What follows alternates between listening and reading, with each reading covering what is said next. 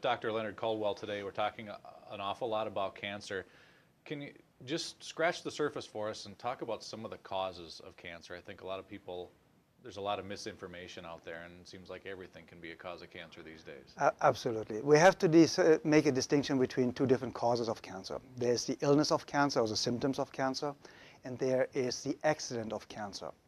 The accident of cancer, that's how I formed it, is an outside force. If you get radiated to a certain extent, you will develop cancer. That's not really an illness. It's like somebody shoots you with a bullet. It doesn't matter how healthy you are, you still will be hurt or dead.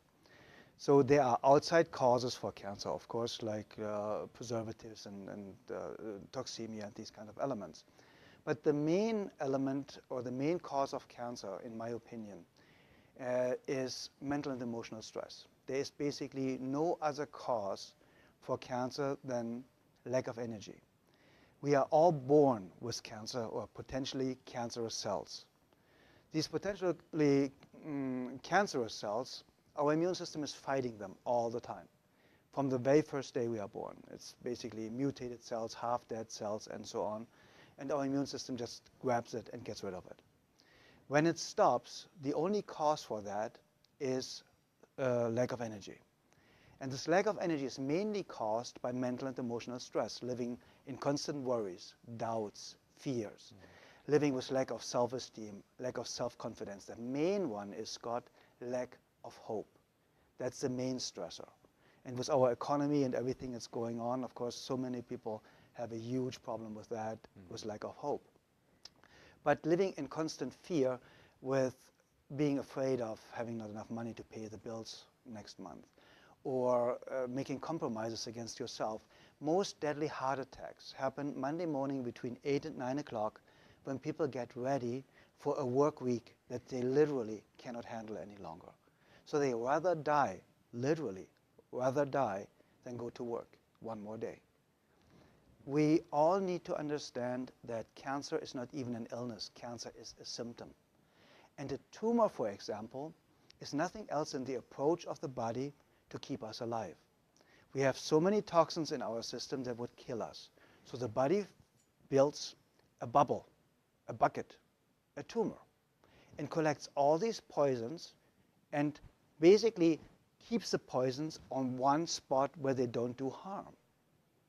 That's a tumor. So the cancer is basically your friend.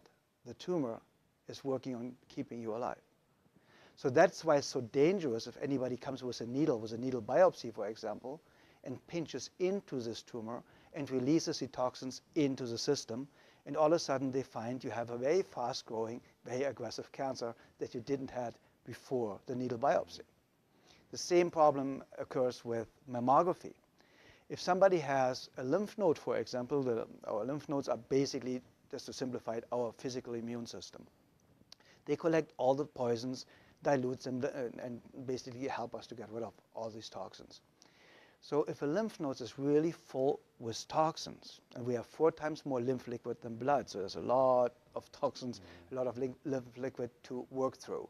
If a lymph node really works really well and collects all these toxins, and sometimes there's just too much in it, it gets inflamed, so it takes a while longer to get rid of these toxins, to neutralize these toxins. So when you have a mammography, they put 50 pounds of pressure on the most gland-landed tissue in the female body, the breast. If this lymph node is now looking like a pimple that's ready to burst, and you put 50 pounds of pressure on that, that cannot be a good thing. Usually it bursts, and that's what causes cancer.